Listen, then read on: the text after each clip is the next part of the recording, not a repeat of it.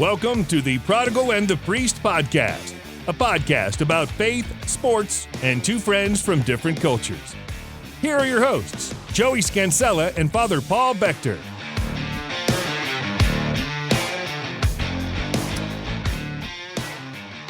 Father Paul, how's it going? It's good, man. How you doing? Sorry, long pause there. Long pause. Long pause, stock answer. I'm doing great. Doing great. Awesome. How you doing? What'd you do on your day off? Played 36 holes of golf Always. in 1,000,000,000% humidity. Nice. It was amazing. Reminded you a little bit of Bermuda? A lot of Bermuda. Yeah. We're 2,000,000,000% humidity. So Just like all year. yeah. I mean, it's a 20 square mile island, 2 miles wide. You've been there, you know. Yeah. Surrounded by ocean. I mean, it's like for a home 1,000 away miles. from home. That's right. Yes, obviously. Oh, Yeah. I mean, come on. Yeah. Yeah, the pink sand that I brought home that's on my shelf. Yeah, illegal. And Illegally. now we've got your confession recorded on this podcast That's in right. 2 different places. That's right. Also, no statute of limitations. You keep on referencing that, and but I'm going to... extradition. Yeah. There is an extradition treaty with the United States, so they can bring you back.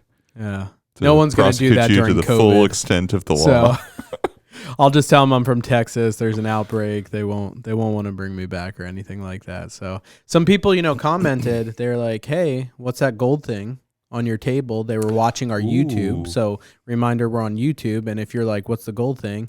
I mean, I don't even actually know the technical term of the thing that holds this, but inside of this, it's like a mini monstrance. Yeah, it's called a reliquary A reliquary.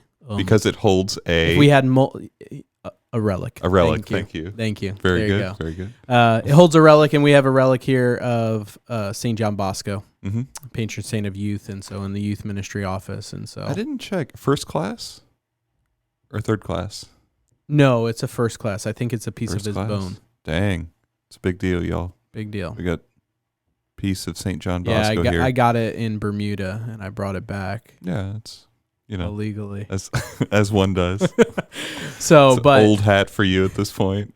it was actually. I mean, I don't know if Kurt, the boss who hired me, listens to this, but it was like part of the youth ministry office, and so then I kind of just like adopted it into my office after he left and stuff, and so it's part of the youth. So when I come and go from this position, whoever, this will always stay as like patron saint of And youth. St. John Bosco is patron saint of youth He's awesome. or youth ministers or I don't know. Both.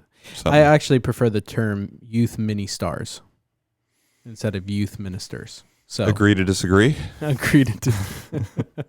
So I got an interesting topic for you today. You ready? Let's do it. All right. Social media and the church. All right. And I want to bring this up based on a few things. I am very active on the Twitter sphere. That's Twitter. Instagram, aka the Gram. FB, Facebook. I mean, I'm active in all those things. I've checked out, TikTok, Snapchat, all of it. Okay. Not very active in those things. Okay. Because I'm not young and hip and cool enough. But in the other realms, very active. MySpace. Back in the day, I did have did you have a MySpace? I did actually. I never did anything with it, which is sort of true to form for my entire social media, very limited social media existence. I think I had a picture, now that I'm like reminiscing. I had this picture of me in like this dark hoodie with like the hood on, like with a guitar, like a black guitar. I didn't even own a black guitar. I just like had my friend like, "Hey, give me your guitar," and like all, emo. It's pretty cool. Yeah. So I want to talk though about social media because I feel like right now we are at a boiling point Mm-hmm. on social media. I mean, I love being connected because of sports, because of religion, because of politics, all those things. But I mean, it is so toxic right now that people aren't just able even to share opinions or thoughts. It is arguments. It is, definitely sinful. Like, it is like slander against people if you don't agree with their position or their stance or their thought. I don't care what it is. We're talking like big topic to little topic. It is just, I can attack any and everything from you, your family, your children, whatever. And it's like, what the heck is happening? Like, and especially for someone like me who lives on, social media through youth ministry over the years, things like that, it feels like I'm pretty connected. I mean, it is just kind of disgusting. Like, it is depressing. Mm-hmm. So that's all I got. So that's today's episode. We're just going to talk about how depressing social media is. And I'll be like, that's what I hear. Right. Which I know, which is part of what I want to talk about is like also our thoughts on it, because I am somebody who has always been on it, will continue to be on it, but also you are not. And but I want to know, because people love tossing out different thoughts, and I'm sure we have plenty of thoughts because we're long-winded. What is the role of the church with it? And I'm not talking about governing like people's tweets and posts and, things like that. I'm not, I'm not talking about like looking over and like policing it. But what I'm talking about is the aspect of like, how should we be using it as a church? Because I feel like everything that's being posted is so controversial. Like, can we do that properly? And then also, if I might get into it a little bit, there's a lot of people in the Catholic Church who are like, well, I think we need to get rid of those live streams, get rid of that social media stuff because people aren't coming back to church because they got that crap in their house, Excuse me if any small children's ears are listening. I apologize for saying that. So, but I'm passionate about this topic. So I want to start there and just say, so what's your personal, like, they obviously heard my personal background on social media. I'm on it. I use it. Part of my job and part of just like life, What about you? Yeah. So right now I have no social media. I do have like some social media. Wait, didn't you just say I have no social media? Wait. Sorry, I have no private social media of my own. I do have a Facebook page, and I've accepted none of the friend requests on it. I need that Facebook page to access the St. Anne one. So if you're trying to friend request him, it's not personal. It's just he doesn't like anyone. There's thousands. There's myriads of friend requests. Thousands. That's right. Yeah. Myriad, by the way, is the Greek word for 10,000. It's important in the gospel coming up in 2 weeks. Spoiler alert, everybody. In case you were wondering. So, I did have Facebook when I was in college. And maybe like pre-seminary? Yeah, seminary. Pre-seminary. Because I was in college for 3 years before seminary. And I deleted it, I don't know, after the first year or something like that. I think I had it in high school. That was back when you could have it in high school. Yeah, wait, everybody can now. Yeah, I don't know. There was a time when it was but there was a time when it was like you needed a university email. Yes, and that's when it first I guess I got out. in right after that. Okay. So I had it in high school, and I'd like post pictures from the beach and from the golf course and stuff, like my high school. Bermuda life. You sound so hippie right there. It's like nothing probably. Sandals. Yeah, like beach bum. No, I can never picture that of you. Like being like, yeah, just this cool picture of the beach. And I used to be a lot more tan. Anyway, that's besides the point. I had it. I didn't ever really get deep into it. Like I would use it to communicate with people and to follow people and post pictures, but I never developed the page or anything or really like lived through that in any way. And then I had a big conversion back to the faith when I was in college. I've talked about that before. I'm sure I'll talk about it again. And pretty quickly into that, I realized, this isn't helpful for me. Yes, it is my only means of communication with some people. No, I don't think it's worth it to keep it, even given that. And so deactivated it, didn't have it all throughout seminary. Yeah, I was going to say, especially being like so far away. Yeah. In Rome. Yeah. Like, I didn't have a cell phone for a long time in Rome. And so you just email people, and I was a heavy Skype user. I would Skype my family once a week. And send pigeons. Like, what would you do? Like, with little scrolls and stuff? Like, write this like beautiful letter on parchment and seal it with wax and stuff. Only for it to get lost in the Roman post system. I do kind of miss that. Like, every time I see a movie about the like time of the Revolutionary War and things like that, and they like drip the wax and seal it, I'm like, oh, it's sweet. I've done it before. Like, Dom's learning or has to do a book report or just a report on Paul Revere, and I'm like so pumped about it because like I love that time period. Yeah, that's American history, right? Yes. I'm kidding. The Midnight Ride of Paul the Revere. British are coming. Yeah. All right. Yeah, we get it. Yeah. Not to rub it into your face, Bermuda here, but you know. Okay. So let me get into some of my thoughts on social media. And this is where I wish I wore glasses so I could go like push the glasses up and look like I was going to make a big point. Yeah. And then refer back to like church documents and stuff. There are some actually, but I'm not going to talk about them right now. Right. The basic approach of the church regarding anything in this realm, but specifically social media, is, look, it's neutral of itself. It has a certain tendency in the way it's built to bring out the worst in us. But that doesn't mean that we shouldn't use it.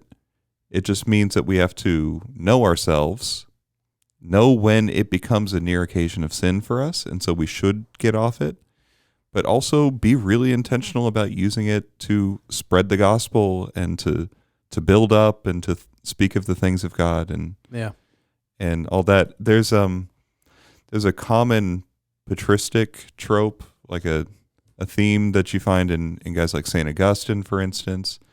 And he refers back to Exodus, and there's this story in the book of Exodus right before the Hebrews are set free by Pharaoh, and that's also right before he changes his mind and chases them to the Red Sea and the whole thing, where the people in Egypt, like the Hebrews go around like asking, like, "Hey, we're leaving, see ya," and a lot of people give them stuff.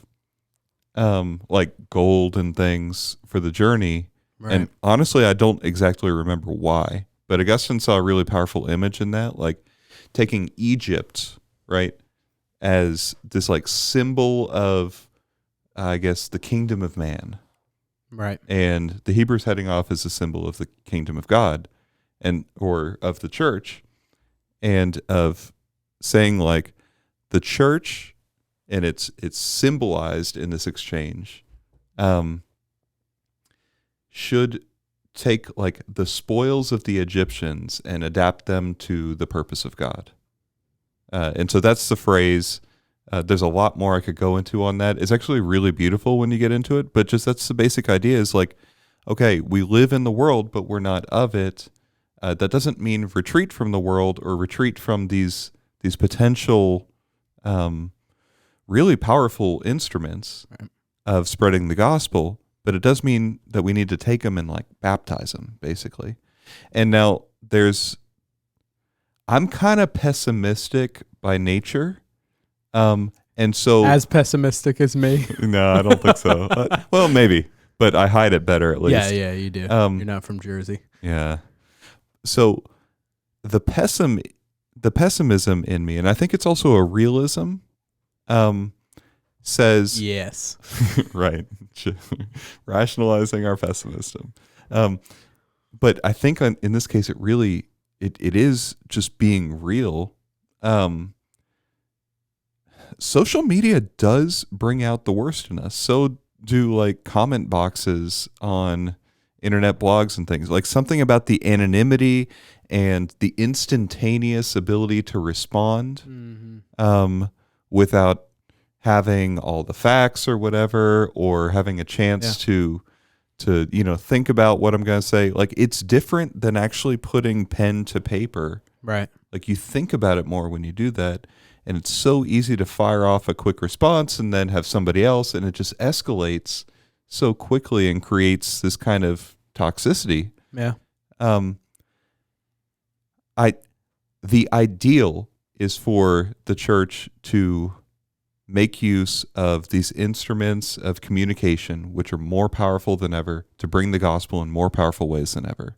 Yeah. I see that as a worthy ideal, but I think the reality of the situation is, for many, many people, it's better not to be involved in it at all. Because I think for many, many people, it becomes an occasion of sin, and it just they don't know the stokes line. the fires of sort of of like an anger and a frustration and even an anxiety about, like we've talked about, when you have your sphere of influence, but your sphere of concern, right? Like, with these things, we see all the problems come in, and we can only control just a little bit. And so that distance between seeing all the problems and only having control over a little bit, that creates this, or it doesn't create the anxiety, but it makes it a lot worse. Yeah. So my pessimism says, nice ideal, but you really gotta know yourself before going into this. I know you probably think I'm joking with this question, but I mean it in all seriousness. Jesus was born nowadays, right? Mm-hmm. Do you think from the reflections you've read, the history you have, in everything you've studied in the Bible, I feel like he went into controversial things. For sure. I feel like he would be on social media right now. What is your thought on that? Like, I just don't see how he could not be nowadays. I think you raise a nice little thought experiment. Right. But I would also say that, like, they had the ability to write letters. St. Paul was writing letters in service of the gospel, but we don't have anything written from Jesus. Yeah. And so he didn't use that form of mass communication, which I think is interesting. Right. I'm not saying that but he also knew people were writing down everything for him, right? Well, maybe he would have, I don't know. Like a social media staff. Right. Yeah, yeah. The apostolic delegate.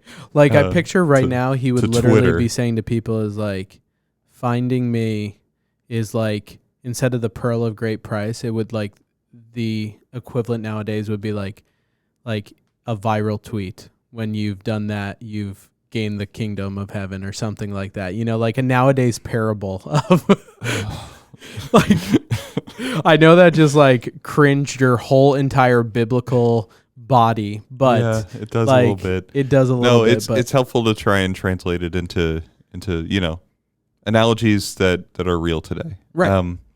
And I do think it's a good question. So here gets it kind of the crux of the matter a little bit. Right. There's such a good in being able to communicate in this way. There's also something dehumanizing a little, right? It's not the same as Jesus speaking to the crowds on the Mount of Beatitudes. Right. And that's an important distinction. It's not to say, like, because it's not the same as being in person, it's no good at all. Right. It is very good, and I've seen already in this COVID period where I've been forced to use it. Right. That, like, it's a very good thing. But it's got a lot of potential. Right. And kind of what I hear you saying is that great example of, we're texting back and forth and I shoot back a no or whatever, or like, And it's like, oh, did that come across this way? Did it come across that way? Like, we just don't know when it comes to 140 characters, when it comes to one picture that's been doctored up and edited 9 different times to make it look like the best life ever, you know, like whatever the case is, right? It's not necessarily that when we hear those stories and it's like, and they looked into the eyes of Jesus and saw, like, he saw compassion for that person, that he like literally like stared into their soul. Like, and so. And you can't do that with like a heart emoji or something. Not yet. Did I say that right? I'm sure. Yeah. Emoticon, isn't that the older name for it? So I guess one question before I have a game for us to play. Okay. I think our listeners are going to be excited about this. I'm excited. But I think it does bring up, though, that balance even for the church of, I'll be honest, I saw most churches move out of last century into the current one with this pandemic because they had to. Yeah. And guess what? Like, for a lot of people, and people will say, we've heard it, both of us have heard it, well, if we don't live stream, then people will be forced to come back, right, in person. Yeah. And I'm like, I don't think those people were necessarily coming back either way. Maybe that's a pessimistic side of me. But I think it provides an opportunity for us on a weekend where you give a homily or Father Henry does or one of the deacons or whoever, like that. It's like we can share the gospel message. Like we have this powerful encounter, this song of worship, whatever it is, this message from one of our staff members. Hurricane Laura hit. For one of us to jump on and be like, we want to pray right now. Yeah. Join us. That was really cool. You're welcome. So, it's my idea. Sort of. It was nothing related to me. Marcy Combo texted me. So, but like, that is like, I'm like, man, we're bringing the charisma to people. Like, if we use it in the proper way. And you're right. It's such a fine line. Like, it just tips so easily to be like, this was well-intentioned and just like tanks. But, But on the other hand, like, you have to go out and meet people where they are. And this is where people are living a huge chunk of their lives. Right. And there's a real imperative for that. As far as like the mass thing goes, I think, like, I understand the way you're framing it, right? You know, you have this either or, like, if we keep live streaming, then people will not come back physically to mass. That's, you know, the thing that we've heard people say. Right. I think that's the wrong way to frame it, though, because like live streaming, watching over a live stream is not attending mass, and it never was. It's receiving a lot of like very beautiful things. You're receiving the Word of God. It's an occasion, I think, for an immense participation in grace. Right. Spiritual communion, things like that. Yeah, knowing that everybody is watching the same thing, it reminds you of being there. But it's not the sacramental reality of attending Mass. Correct. And just like the same distinction I've been trying to make, that doesn't mean that it's a bad thing. Right. It actually means that it's an instrument of God's grace. Right. Very potentially. But so I think, like, moving forward, what should be our approach? Like, we need to understand, okay, attending Mass is one thing, and our social media and even our live streaming of homilies and stuff like that, there's a different purpose in mind there. That's meant to go out beyond. Right. And to make us famous. Yes. It's meant to plug this podcast so that we You've never plugged it. I'm kind of ticked. I run the live stream. I've never even heard you acknowledge, first off, the prodigal, and second off, I've never even heard you acknowledge. Do you know how many times you could have been like, oh, good podcast you guys can listen to? Like, for instance. Oh, my gosh. Don't even get me started. Anyway, go ahead, but finish on that thought because it was profound. Yeah. No, you're right, actually. I should mention it more. So, like, I've been contacted, and I mean, I only see like the tip of the iceberg in terms of the responses we get from stuff. Yeah. But I've already been contacted by so many people, whether they're within our city or they're like connected with St. Anne in some other way, or they just heard about us or stumbled across and have, like, God's grace has reached them through that live stream. Yeah. Like, I've been in correspondence with certain people who are coming to conversion. Yeah. Like, they're hearing the good news of Jesus Christ for the first time or almost for the first time through our live stream. That is not nothing. That's a really important thing. Yeah. But to say, like, well, you know, you have Mass or you could watch Mass at home, and that's a different that's different you see what I'm saying? Yeah. And I just, of course, want to caveat this, like,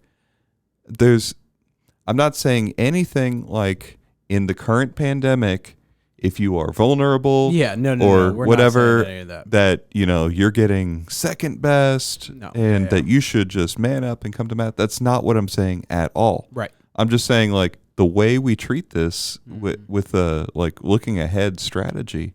Right. That's, you have to realize what it is and what we're trying to do with it. Yeah. And like the ability, I can only speak so loud in person. Right. But when you have social media, like, that message, which is not my message and not yours, it's that of Jesus Christ, like, that can go out to the ends of the earth. And that's Acts of the Apostles stuff. Right. So yeah, I'm pro, but I also, you know, kind of wish people would take a sledgehammer to their phone and just get off it entirely. And let me just say this before we go into the game. You ever get into an argument on social media, just stop. Say, can we talk? Can we meet? Non-pandemic time, obviously, like, you know, meeting in person whenever. Like, I've learned from personal experience of mistakes and all of that, like, talk it out face to face where you can actually see each other's expressions, emotions. We can't get to the bottom of all of it and express it properly in words through comments. So, okay, so here's the game. I thought about this. I was in my house today, and I don't know, Fran was singing some Frozen song or whatever, and it made me think of that time that you confused the main character of Frozen. You called her Ella during one of the first communions, and I thought, man, we're talking about social media. We're talking about, you know, just media, right? Media, TV, Disney, all these things. I was like, man, I wonder how much he knows about children's movies, which is probably not a lot, but I just thought it would be a fun game for our listeners. Are you up for it? I'm up for it. Okay, good. So this is what I'm going to do.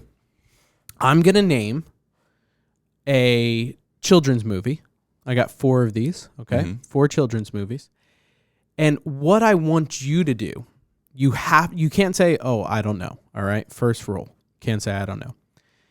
You have to describe the plot line from the title of what you think, like, it would be about. Mm-hmm. If you know it, great, say the actual plot line.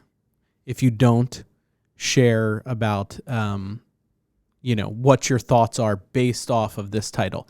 3 are Disney movies, 1 is a non-Disney movie. So one's a DreamWorks. So that's just not Disney. Another company. Focus on that. Yeah. So we'll start off fairly easy, which you probably won't know either. So I love it. Okay. Frozen. It's about a princess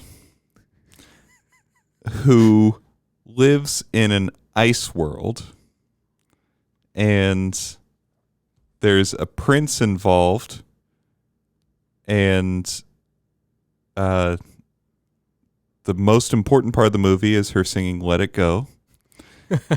And I would imagine at some point the ice world thaws. And that's an important, like, metaphor for, I don't know. Okay. I know that there's a moose. Reindeer, but close. Okay. So here it is. Frozen. When their kingdom becomes trapped in a perpetual winter, fearless Anna, princess, joins forces with a mountaineer, Kristoff, and his reindeer, Sven, sidekick, to find Anna, the queen. Okay. Wait, Anna is the princess and the queen? Oh, sorry. Anna's sister, Elsa, the queen. Ella. aka Ella, and break her icy spell. Although this epic journey leads them to encounters with trolls, a comedic snowman named Olaf, harsh conditions, and suspense at every turn, Anna and Kristoff bravely push onward in a race to save their kingdom from a winter's cold grip. I think I got that right. I think that's close. I think, like, honestly, I can't believe I'm saying it, but I'll give you I'll give you a cheer on that one. Okay? Yeah. All right, next one. Here we go. Just from the name. Just from the name. I think you're going to get this one, but I kind of felt bad for you. Like, I had to, like, softball toss up one, at least, that I was like, he's probably heard of this movie, but The Incredibles. Yes. This was like the easy one, I thought. It's a family of superheroes who are retired from superheroing. The parents are retired, and then they find out that their kids have abilities too. And some stuff goes wrong. I think the parents have to save the kids, or maybe the kids have to save the parents.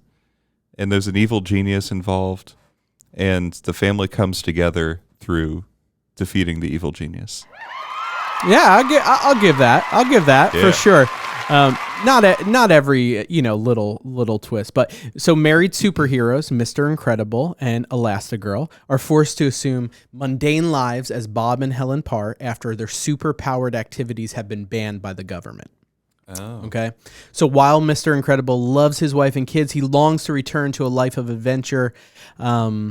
And he gets a chance when summoned to an island to battle an out-of-control robot. Soon, Mr. Incredible, though, becomes in trouble, and it's up to his family to save him.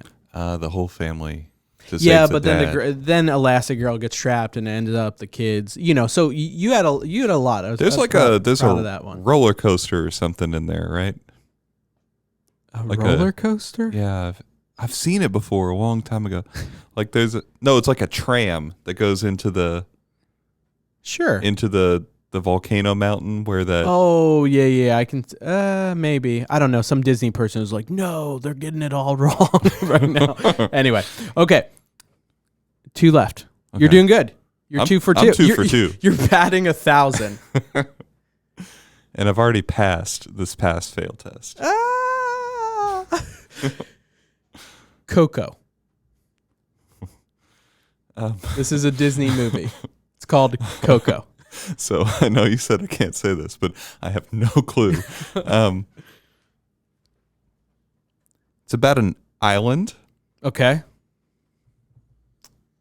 Kind of thinking coconut trees and stuff. Seems like an island appropriate name. I like where you're going. And on that island, there are various creatures. Okay.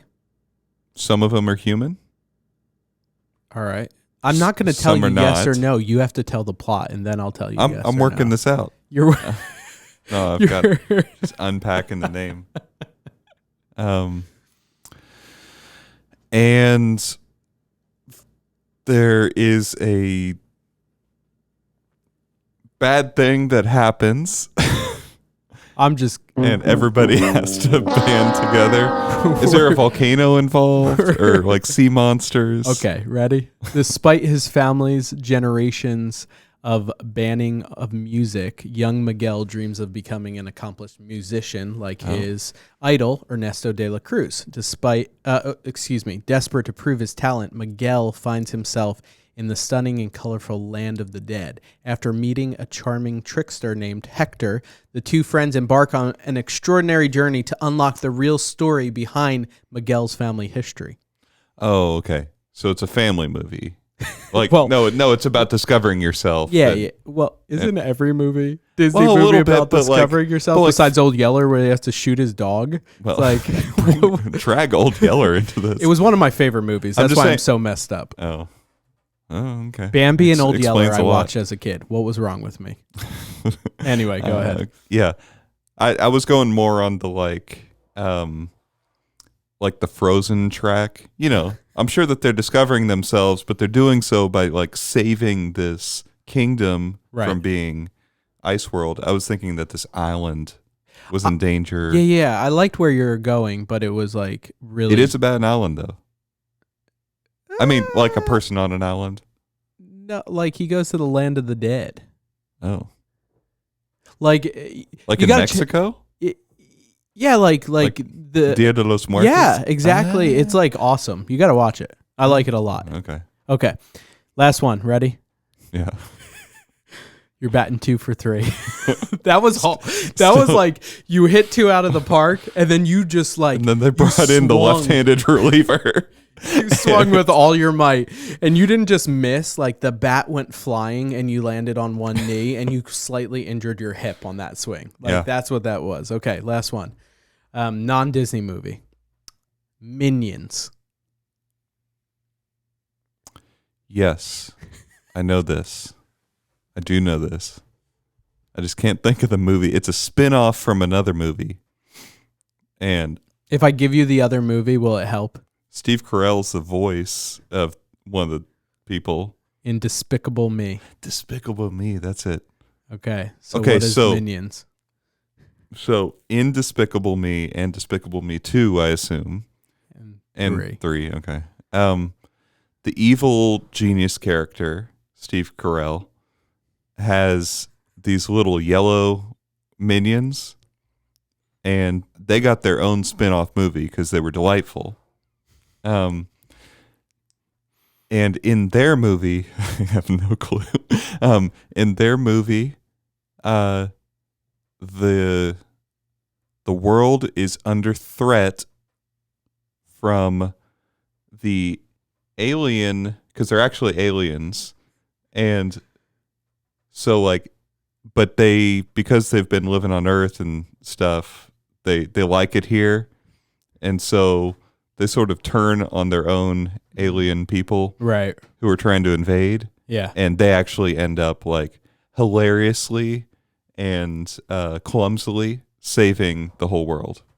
I'll give you like a half point for that. So, evolving from single-celled yellow organisms, at the dawn of time, minions lived to serve, but found themselves working for continual series of unsuccessful masters, from T-Rex to Napoleon. So it's kind of the origin story. Okay, I got the origin wrong, but there was you were on track. I was tracking just here, right, not there. So, but without a master to grovel to, the minions fall into a deep depression. But one minion, Kevin, has a plan. Accompanied by his pals Stuart, Bob, Kevin sets forth to find a new evil boss for his brethren to follow. The search leads them to Scarlet, the world's first ever super villainess. And so they all lived happily ever after. Yeah, and then, they meet Groot, Steve Carell's character, Groot. Groot? Yeah. He's named Groot? Yeah. Like from... Isn't it? Like, what's that Avengers movie with the Groot tree? Maybe it's not Groot. Isn't it Groot? What is that? I've seen that movie before. Oh, yeah. You know what I'm talking about. You're talking about the one with Chris Pratt. Yeah, that one. Guardians of the Galaxy. Guardians of the Galaxy, right. Yeah. What's his name, Steve? I'm going to look this up. Steve Carell. Yeah. 2 R's, 2 L's. Yeah, got it. Let's see. I thought his name is Groot, but I have no idea. Steve Carell is American. I mean, honestly, you could have asked me the plot. Gru. GRU. Okay. Just trying to make sure everything's right here. Yeah. Gru, not Groot. Gru. Yeah. There you go. You could have given me the plot of like Aladdin or something, and I would have got it sort of right. You wouldn't have known Aladdin? Not the full plot. I almost did. What also like made me come up in my head was like, because Mulan, the live action Mulan, is like coming out on Disney Plus Premiere, which means you've already subscribed to Disney Plus. There's another tier. You have to like pay to be able to see it. But anyway, I almost was like, I could give him like, initially I was like Mulan, Aladdin, Beauty and the Beast. I'm like, no, he would know those. I mean, I've seen those when I was a kid, and so like I remember images from and characters from Aladdin So and you stuff. know But, 11 languages, right? 11 or 12 or something. 11 languages, and you can't pull off like Aladdin or Mulan. Well, like, what is Aladdin trying to prove the whole time? Like, Jafar or something? He's the bad guy? I can't even talk about Like, this right I remember now. the I'm so magic upset. carpet ride. Oh my I remember Princess Jasmine. I remember the diamond in the rough thing where, like, there's that sphinx that comes out of the sand and he's got to go quest in there. But I don't know what he was trying to do. Like, the actual plot. He was like a riffraff and Right. like, From rags to riches. yeah, from rags to riches and like thought by. Oh, Genie, right? Yes. Shaq. No, that's a different movie. Oh, that was Shazam. All right, we've gone downhill.